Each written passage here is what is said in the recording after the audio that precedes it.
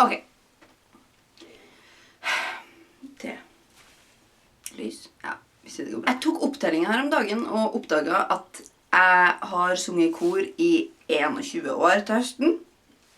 Det er en ganske stort flertall av antall år jeg har. Jeg har vært korist lenger enn jeg har vært Potterhead. Jeg har vært korist lenger enn det meste annet. Det lyset der, jeg må fikse det lyset der, gi meg. Sånn ja, ingen veldig awkward skygge. I løpet av den tida så har jeg sunget i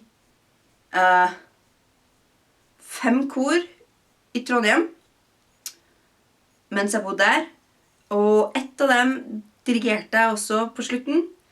Etter at jeg flyttet hit så har jeg sunget i ett kor og dirigert 2, men også dirigert det jeg sang i. Så til sammen har jeg sunget i / dirigert 8 kor i løpet av mine 21 år som korist. Og jeg må innrømme at jeg liker meg egentlig bedre som en del av en større gruppe enn som solist. Som del av en gruppe så er du en del av noe større, og når du er solist så er du alene. Men det koret som jeg har sunget i etter at jeg flyttet hit, jeg sluttet i det. Og det er mange grunner til det. Jeg har ikke tenkt å snakke så mye om det, fordi det er kanskje ikke så privat, men det er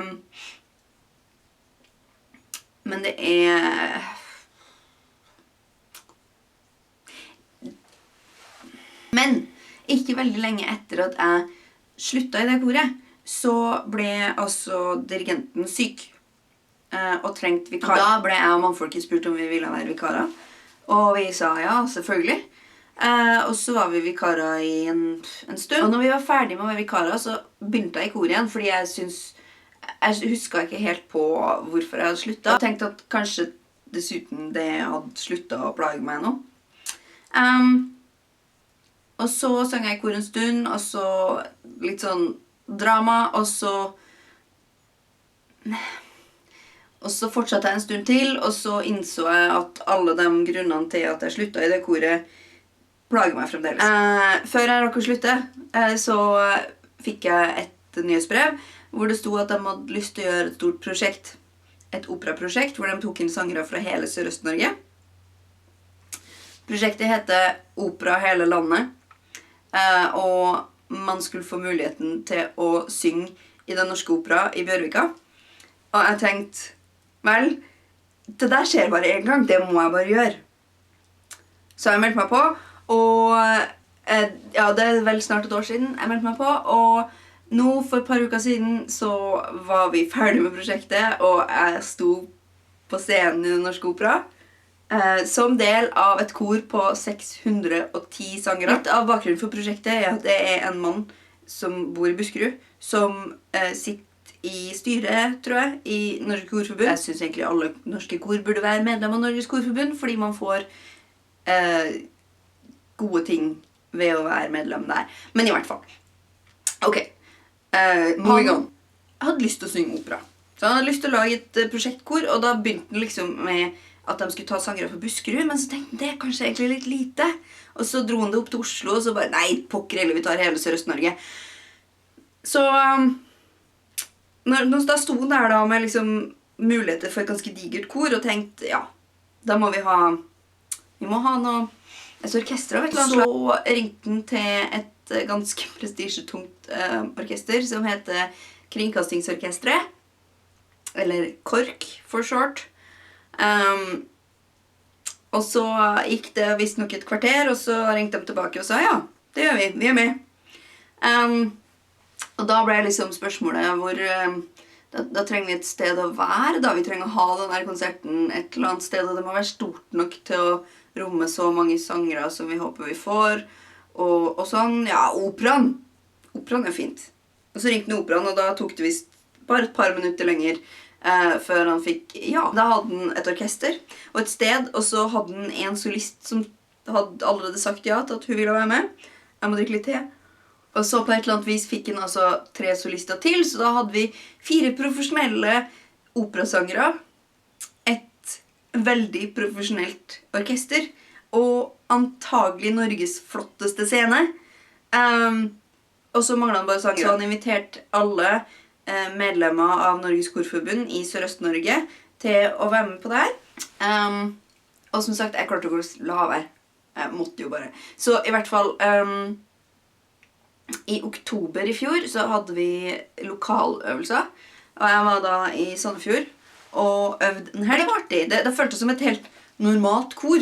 Som liksom, par 30 stykker, kanskje litt bedre balansert forhold mellom damer og menn. Og som jo alltid er gøy. Men liksom ikke noe mer enn bare et stort kor og med en veldig dyktig innøver og i det hele tatt. Og jeg innså at jeg liker jo egentlig opera. Før jeg meldte meg på så hadde jeg ikke egentlig noe særlig forhold til opera som sjanger. Jeg hadde egentlig tenkt at det var litt sånn traust og kanskje litt noen av historiene i forskjellige opera som bare alt annet enn traust og kjedelig. Så det var jo artig. Men, videre. I februar så hadde vi fellessamling for første gang i Oslo. Og det, oh my god, jeg har ikke ord for hvor kult det var. Altså, da var det går ikke an å forestille seg hvor stort et kor på 700 sangere er. Vi ble introdusert til dirigenten, som skulle være dirigent for prosjektet. Han heter Steffen Kamler, og er utrolig dyktig. Jeg ble bitte litt forelsket i Steffen. Så entusiastisk og helt genuint og på ordentlig begeistret for prosjektet og med og sånn. Og på en måte veldig pedagogisk. Og nå skal jeg slutte å komme med flere adjektiver. Så hadde vi en fellesøvingshelg til i Oslo. Og så kom selve konserthelga. Da hadde vi fredag, lørdag og søndag. Den fredagen var det første gangen vi fikk lov til å synge sammen med KORK. Og fikk oppleve hvor langt det kan være mellom kor og dirigent når man har et orkester imellom. Jeg er imponert. Som egentlig gjelder de aller fleste som var med på det her. Fordi, altså, koristene da, oss 600 korister, vi var jo bare amatører. Bare amatører. Amatør betyr jo at du liker det du driver med, at du ikke driver med det fordi du får betalt for det. Blir det honningen da? Ok, hva mer? Og jeg følte meg veldig rolig og var ikke noe nervøs for at vi skulle stå på scenen i operaen. Men altså, søndag morgen da jeg gikk over scenen i operaen for å komme til backstage-plassen min, som lå på andre enden av scenen, og så utover hvor mye plass det var i salen, hvor mange publikummere. Jeg visste på forhånd at det var utsolgt, for jeg hadde nemlig prøvd å få billetter til broren min som hadde bursdag den dagen. Jeg fikk tak i billetter til generalprøven. Da ble jeg veldig, veldig nervøs og syntes det her var... Plutselig ble det litt skummelt, liksom. Litt virkelig. Og så kom vi til generalprøven. Generalprøven føltes som en ganske streit konsert. Med... Altså, orkestret var supert, og koret var massivt, og solistene var flinke. Men...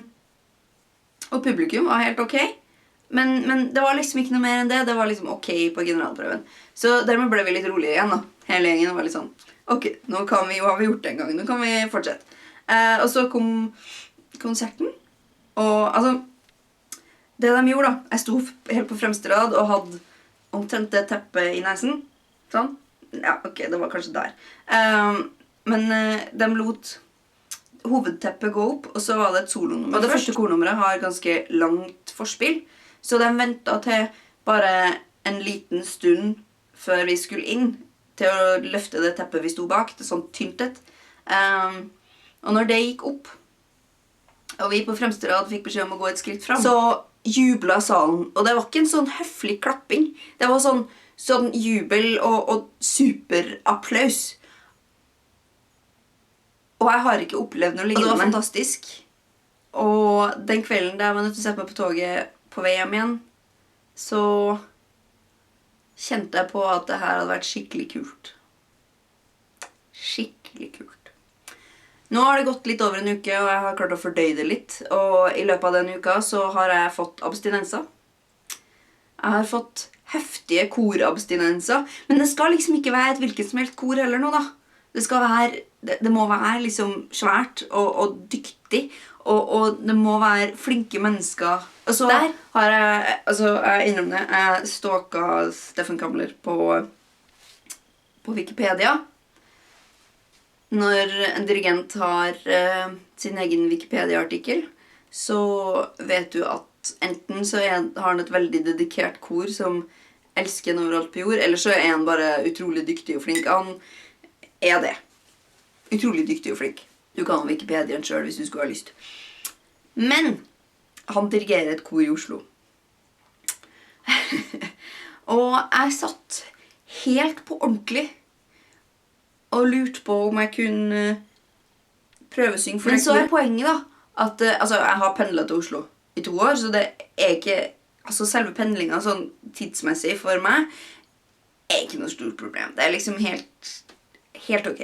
Det 1 time og 20 minutter med tog. Det var det at når man skal korpendle, en gang i uka, frem og tilbake, så det ingen sånne periodebilletter som lønner seg.